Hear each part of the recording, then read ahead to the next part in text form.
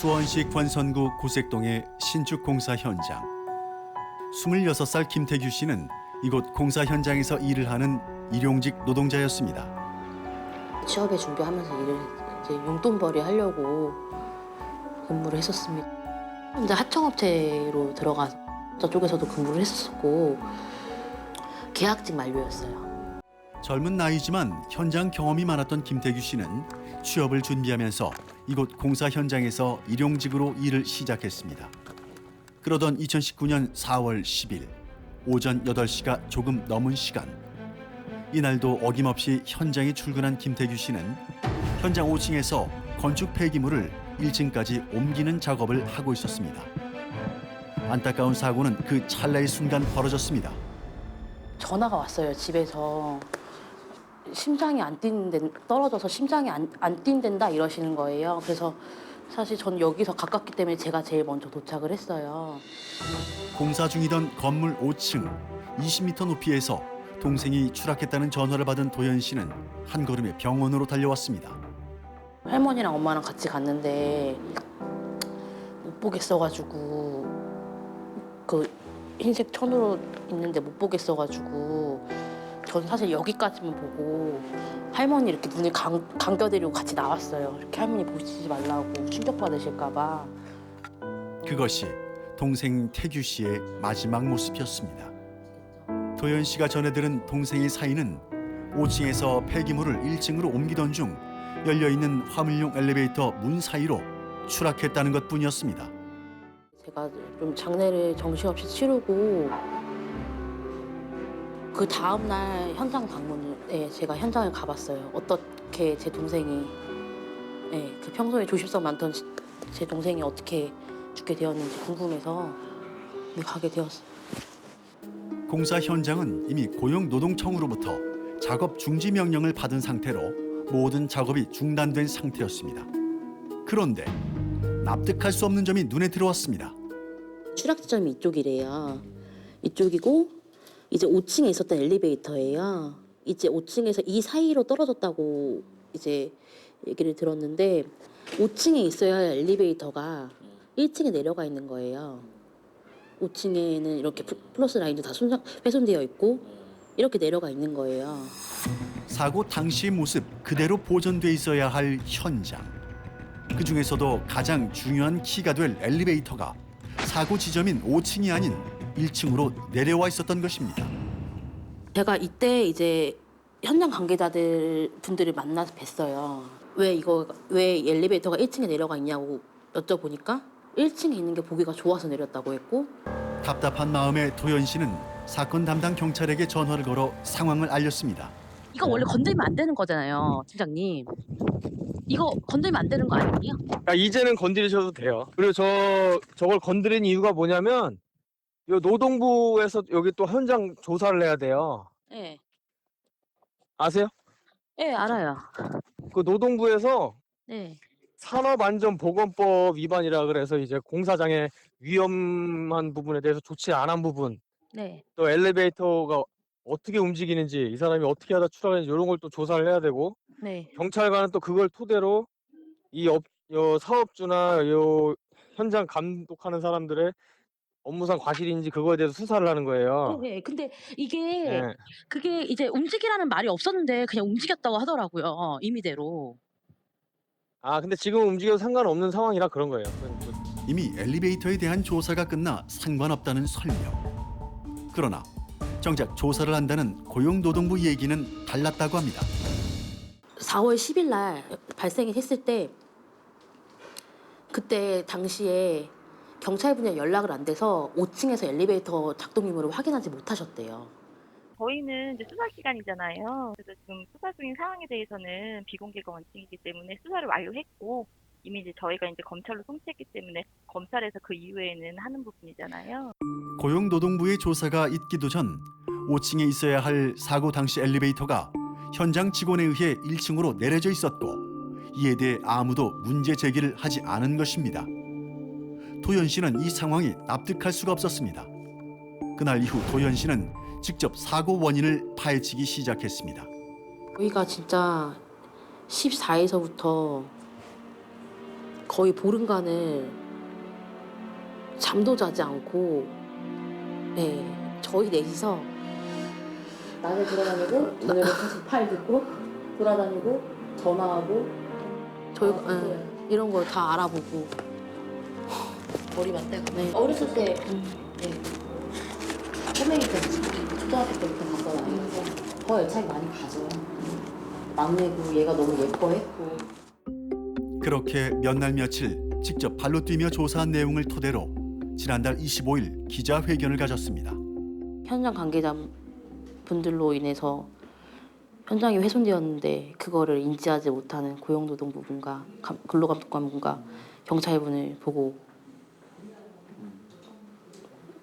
너무 억울해서.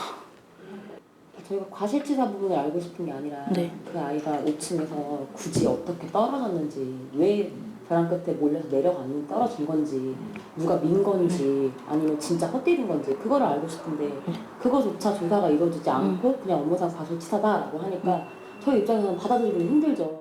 도연 씨는 기자회견을 통해 풀어지지 않는 의혹들을 제기했습니다. 그중 하나는 먼저 신고 상황이었습니다. 10m 높이에서 떨어졌어요, 사람이. 그러면은 119에 먼저 전화를 하시겠죠. 근데 저희 유가족이 알아본 바로는 112에 먼저 신고가 들어갔어요. 112에 먼저 신고가 들어갔고 그 7분 뒤에 119에 신고가 다시 들어갔더라고요. 의문은 이뿐만이 아니라고 했습니다. 당시 사고 현장에 함께 있었던 목격자의 증언도 믿을 수가 없다고 합니다. 그 상황을 제가 본 상황은 뭐냐면 태구가 그냥 기울어 있는 건 봤어요. 태구가 이미 기울어져 있고 소리도 못 지르고 그냥 딱 얼굴 마주치고 그냥 떨어져 버렸어요. 서 있는 상태에서요? 서 있는 것도 못 떨어지고요. 서 있는 못 봤어요. 계속 달라지는 목격 정황. 그런데 사고 후 처치 과정에서의 설명 역시 정확하게 설명하는 사람이 없었습니다. 그 현장에 있었던 나랑 사장이랑 얘기를 나눴을 때 말이 다 달랐어요. 저희가 처음 듣기로는 그 현장에 5층에 같이 있었던 사람이 가장 먼저 발견을 하고 신고를 해서 저희가 내려와서 제일 먼저 실패를 했다라고 처음에 얘기를 하셨고, 밑에 가서 사람이랑 얘기를 했을 때는 자기가 총소리가 나는 걸 듣고 가서 제일 먼저 했다고 얘기를 하고, 자기가 하다가 소장이 했다고 얘기를 하시더라고요. 그럼 도대체 이 셋 중에 누가 제일 먼저 CPR을 한지 또 이해가 안 가고, 누구는 마스크를 벗기고 자기가 안전모를 벗겼다고 얘기를 하고, 누구는 자기가 했다고 하고, 근데 누가 주체도 하지를 않았다라는지 아니면 누군가를 했다는지 아무것도 정황이 없으니까 저희 입장에서는 한 건가 안 한 건가. 그리고 사고 발생 6일이 지나서야 CCTV를 확인하는 모습까지. 직접 사고 경위를 조사한 유가족들과 지인들에게는 어느 하나 속 시원히 풀리는 것 없이 의문점만 가득할 뿐이었습니다. 그리고 지난 2일 고 김태규 씨 가족은 경찰에게서 현장 소장 등 2명을 업무상 과실치사 혐의로 입건해 사건은 검찰로 넘겼다는 문자 한 통을 받았습니다. 현장을 다니면서 보면서 느꼈던 거 막 되게 가슴이 미어져요. 근데 이거를 저희가 해야 될 일이 아니라 경찰이 해줘야 되는 부분인데 왜 이게 저희가 뛰어가면서 녹취 파일 들어가면서 전화해가면서 왜 그거를 저희가 하고 있는지. 청년 노동자들의 목소리를 대변하고 노동환경 개선을 위해 활동하고 있는 단체 일하는 2030 박승하 대표와 자세한 이야기 나눠보도록 하겠습니다. 예, 나와주셔서 감사합니다. 안녕하세요. 일하는 2030 대표 박승하입니다. 네. 먼저 유족들이 지난 4월 10일 날 발생한 고 김태규 씨의 사망 사고에 대해서 여러 가지 의혹들을 지금 제기하고 있는데 어떻습니까? 그 박승하 대표님께서는 이런 제기하고 있는 유족들께서 제기하고 있는 의혹들에 대해서 좀 어떻게 생각하는지요? 첫 번째는 그 신고가 애초에 알려진 건 8시 21분에 119 신고 하나였는데 그 조사한 결과 8시 14분에 고색 파출소로도 신고가 미리 있었다는 사실이 이제 알려졌고, 현장에서는 왜 그러면 112에 먼저 신고를 하고 119에 뒤늦게 7분이나 뒤에 신고를 했는가, 이 부분이 있고, 두 번째는 이 CCTV입니다. 그 6일째에 현장을 갔을 때 그때 경찰이 CCTV를 보고 있었어요, 현장에서. 그러면 아무래도 왜 6일째에 그걸 보고 있느냐, 첫날에 그럼 다 끝난 게 아니었느냐. 세 번째는 그 현장이 관리가 안 돼서 회사 측이 훼손을 했습니다. 그 추락 지점이 5층 엘리베이터였는데 저희가 6일째에 갔을 때는 1층 엘리베이터에 내려져 있었어요. 그러면 이미 추락 지점도 훼손이 됐고 그리고 떨어진 자리, 떨어져서 김태규 청년 노동자가 누워있던 그 자리도 이미 엘리베이터로 덮여진 상태여서 알기 어려운 상황이 있었고 마지막으로는 그 목격자 증언이 굉장히 엇갈립니다. 엇갈리고 예를 들어 위에서 총 3명이 있었습니다. 3명이 있었는데 한 명은 이제 차장이고 나머지 한 명은 그 같이 김태규와 같은 소속으로 왔던 용역 노동자인데 차장은 김태규와 이 용역 노동자가 같이 뭐 박스 같은 거를 들어서 팔레트 위로 올리다가 올리고 가운데 서 있다가 떨어진 걸로 그렇게 얘기를 했는데 근데 이 용역 노동자 얘기로는 작업이 다 이제 끝난 상태에서 내려가는 걸 기다리는 상태였다고 했어요. 그리고 구석에 서 있었다고 얘기를 하고 어떨 때는 가운데 있었다고도 하고 어떨 때는 구석에 있었다고도 하고 그러면 대체 그 김태규가 떨어질 때 이 떨어질 때 상황이 어떻게 되는가 이게 대단히 이제 중요한데 지금으로서는 저희가 알 수가 없고 왜냐하면 경찰 조사에서 이 부분을 수사했는지 여부도 아직은 모르고 고용노동부가 작업 동선이 중요하다는 것을 인지는 하고 있었는데 이것을 자체적으로 얼마나 알았는지도 모르고 이런 사고가 다시는 있으면 안 되겠습니다만 뭐 또 이런 사고가 일어나지 말라는 또 법도 없잖아요. 네. 이처럼 이제 공사 현장에서 사고가 이제 발생하면 어떻게 대응하고 어떻게 수사하는 게 맞다라고 보시나요? 작년 12월 10일에 그 사망했던 김용균 씨 사례도 나올 수 있는데 이 사측에서 김용균 씨 사체를 치우자마자 얼마 안 있어서 바로 돌렸어요. 컨베이어 벨트를. 이거를 그 경찰에서 미리 막지를 못하면 그 사건이 일어난 현장 자체가 어떻게 되는지 다 뒤죽박죽이 돼서 알 수가 없게 돼요. 이번에도 마찬가지로 그 엘리베이터를 내림으로 인해서 사건 현장이 훼손됐죠. 이런 일이 있었고 두 번째는 그 CCTV를 빠르게 입수를 해서 작업 현장을 확인을 해야 됩니다.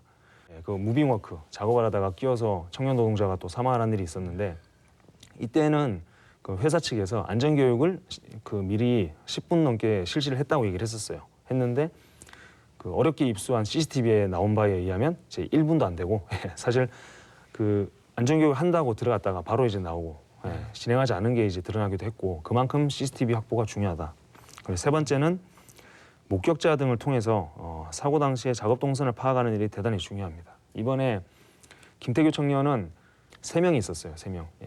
3명이 있었기 때문에 이 나머지 사람들이 어떤 얘기를 하면서 그 얘기 속에서 당시에 작업 동선이 어떻게 됐느냐, 어떤 작업을 어떻게 하다가 김태규가 떨어졌느냐 이런 부분들이 있는데 이게 목격자가 있다 그러면 정확하게 파악을 해야 되고 그리고 경찰에서도 이런 부분에 대해서 집중적으로 수사를 할 필요가 있습니다.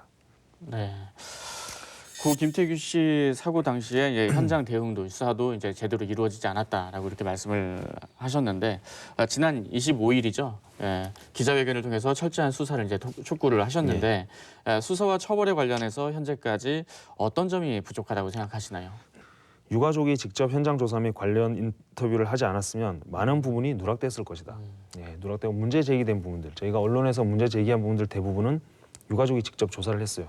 저도 같이 참여를 하면서 그 철저히 그 수사가 진행돼서 책임 있는 관련자들 모두가 처벌받을 수 있도록 진행이 돼야 되는데 이 부분이 제대로 되기를 바라고 있죠, 유가족은.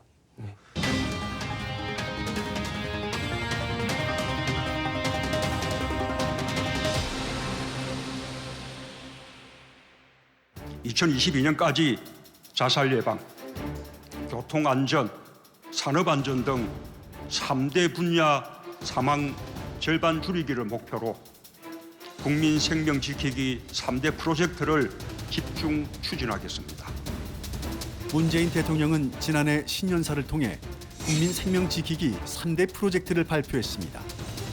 이를 통해 자살, 교통사고, 산업재해로 인한 사망자 수를 2022년까지 절반으로 줄이겠다고 약속했는데요. 그러나 고용노동부 자료를 보면 지난해 산재로 목숨을 잃은 사람은 모두 971명으로 2017년 964명보다 오히려 늘어난 상황입니다. 그중에서도 건설 현장 추락 사망 사고는 가장 높은 비율을 차지하고 있습니다. 근로자가 건설 현장에서 떨어져 목숨을 잃는 추락 사고는 후진국형 재해로 분류합니다. 조금만 주의를 기울이면 충분히 막을 수 있는 사고이기 때문입니다. 2019년 4월 10일 수원시 고색동 현장에서 발생한 고 김태규 씨의 사고도 조금만 신경을 썼다면 벌어지지 않을 사고였습니다. 그날 아침에 현장에 도착한 고 김태규 씨는 누가 쓰다 놓은 건지도 모를 현장에 놓여 있는 안전모 하나를 집어쓰고 일을 시작했습니다. 다른 안전 장비는 없었습니다. 안전화도 지급되지 않아 본인의 운동화를 신고 일을 시작했습니다. 안전화라든지 이런 부분이 전혀 지급되지 않았습니다. 예, 확인됐고요. 제가 사장한테 가서 물어봤을 때 일용직 용역업체 사람한테는 지급하지 않는다고 했어요. 그래서 떨어져 있는 안전모를 가지고, 그러니까 제 같이 거기서 하루 일했던 제 동생이 떨어져 있는 안전모를 주워서 건설 현장에서 지급받아야 할 기본적인 안전 장비, 안전화, 안전벨트 등을 전혀 지급받지 못했을 뿐 아니라 안전 교육 역시 이루어지지 않았습니다. 또 현장에는 고층 작업을 위한 안전대, 안전망 등의 시설도 설치되어 있지 않았습니다. 그뿐이 아니었습니다. 승인조차 안 받은 엘리베이터였어요. 제가 가서 여쭤봤어요. 현장 소장님이랑 이제 이사님이랑 계실 때 제가 가서 여쭤봤는데 승인을 받을 예정이라고 하시더라고요. 승인조차 받지 않은 엘리베이터에 사람을 탑승을 시켰죠. 그날 고 김태규 씨가 작업을 위해 올랐던 엘리베이터는 사람의 탑승이 금지되어 있는 화물용 엘리베이터였습니다. 게다가 반드시 문을 닫고 운행해야 하는 규정도 어긴 채 전면 개방되어 사용하고 있었는데요. 어느 하나도 규정대로 지켜진 것은 없었습니다. 고 김태규 씨의 업무 계약 역시 없었습니다. 원래는 조적 작업을 해야 되는 건데 폐기물 작업을 시켰다고 하더라고요. 그게 뭐 이렇게 그 근로계약 조건에 있는 건가요? 아니요, 근로계약서 자체도 작성을 하지 않았고요. 심지어 제 동생 이름으로 근무한 걸 올리지 않았습니다. 용역업체 사장분이 형 이름으로 올리면은 그거에 대해서 나중에 이제 돈을 받을 수가 어떤 부분을 또 근로일수에 채우면 돈을 금전적으로 좀 이게 좀 있으셨나 봐요. 그래가지고 그거를 태그가 일만 하고 네. 이름은 당신 형으로 올려서 네. 그렇게 진행을 했다고. 그러니까 안전비도 자체도 아예 없었고. 네. 그러니까 얘는 일을 하는데 없는 사람인 거죠. 자체가. 모든 상황이 업체의 부실로 드러난 상황에서 유가족은 사건 발생 직후 업체로부터 제대로 된 설명이나 사과도 받지 못했다고 말합니다. 손님 전화번호가 한 열흘 만에 대신에 알아냈거든요. 중소형 공용 사무실도 그런 상황에서 한 열흘 만에 전화번호를 알아냈는데 그러고 나서 이제 계속 연락을 취하고 있는데 정말 좀 만나 뵙고 좀 사죄도 드리고 또 저희 입장도 말씀드리고 그러고 싶은데 만나 뵙지 않고 계속 이제 언론 이런 그런 부분만 기자회견을 하고 다니시니까 저희도 뭐 지금 어떻게 해야 될지 모르겠어요. 그러나 고 김태규 씨의 유가족은 이 말을 그대로 믿을 수가 없다고 말합니다. 용역업체에 기재되어 있는 연락처를 찾지 못해 열흘이나 지나 연락을 취했다는 건 회피라고 말합니다. 이분한테는 연락이 안 왔고 그 용역업체 사장분이 연락을 하셨는데 저희한테 연락 온 것도 아니고 저희 할아버지가 사실 귀가 좀 많이 어두우세요. 올해 78살이신데 저희 할아버지한테만 전화를 해서 빨리빨리 합의하자고 어차피 애는 죽은 거 아니냐고 그런 식으로 저희 할아버지한테만 전화를 하고 그러다 언론에 알려지면서 사죄하고 싶다는 입장을 밝혔다고 하는데요. 저희가 기자회견을 했잖아요. 기자회견을 하고 연락이 계속 지속적으로 왔고 저희는 이제 계속 진상규명을 계속 말을 거론을 하고 있어서 근데 대표자분이 경기도 어떤 분이랑 말씀을 나누는지 모르겠지만 합의적인 부분을 가지고 자꾸 말씀을 하셨고 저희는 합의가 목적이 아니라 왜 그랬는지가 중요한 건데 목적 자체가 합의로 지금 계속 연락이 오니까 굳이 저희는 만날 필요가 없는 거죠. 합의할 게 아니니까. 제가 합의 증명을 한다는 얘기는 꺼낸 적 없고요. 그런 부분을 지금 섣불리 어떻게 제가 그런 얘기를 할 수 있겠습니까? 일단은 한 번도 뵙지도 못하고 어머니 정식 사고도 못 드렸는데 이 같은 업체 대응이 사고 발생 열흘이 지나고 언론에 알려지기 전 황망하게 가족을 잃은 그 직후에 전해졌다면 어땠을까? 고 김태규 씨의 가족들은 사고가 발생하고 한 달여의 시간을 보내면서 여전히 밝혀지지 못한 그날의 상황이 답답할 뿐입니다. 여태까지 저희가 알아본 바로는 좀 억울한 죽음이 될 것 같아서 억울한 죽음이 되지 않도록 좀 철저하게 진상규명과 책임자 처벌과 투명한 재수사가 이루어졌으면 좋겠어요. 진짜 딱 그 마음까지인 것 같아요. 예, 현재까지 현장 소장 그리고 차장 2명이죠. 네. 그 업무상 과실치사 혐의로 불구속 입건이 된 상태로 알고 있는데 앞으로 처벌이 어떻게 진행될 것으로 예측이 되시나요? 계속 그 드러나고 있는 정황들이 회사에서는 이제 거짓말을 하기도 했습니다. 본인들이 이제 과실에 대해서 거짓말을 하기도 했는데 더 드러나는 이제 과실 그리고 안전관리를 하지 않은 점들 이런 점들에 대해서 명확하게 수사와 처벌이 동시에 같이 이루어져야 됩니다. 작년 말에 태안 화력발전소 사고로 김용균 씨가 이제 목숨을 잃는 안타까운 사고가 있었죠. 네. 이른바 이제 김용균법도 이제 제정이 됐는데 사실 요번 고 김태규 씨 사건만 보더라도 그 이후에 현장은 크게 달라졌다라고 보기는 좀 어려운 것 같거든요. 예, 어떤 점이 가장 문제라고 느껴지시나요? 그 산업안전보건법 입법 예고안 그 통칭 김용균법은 그 4월 22일에 28년 만에 전부 개정됐다고 그렇게 예고가 됐습니다. 근데 그 제일 큰 문제는 그 3가지인데 이 법 자체가 일단 김용균이 빠졌습니다. 예.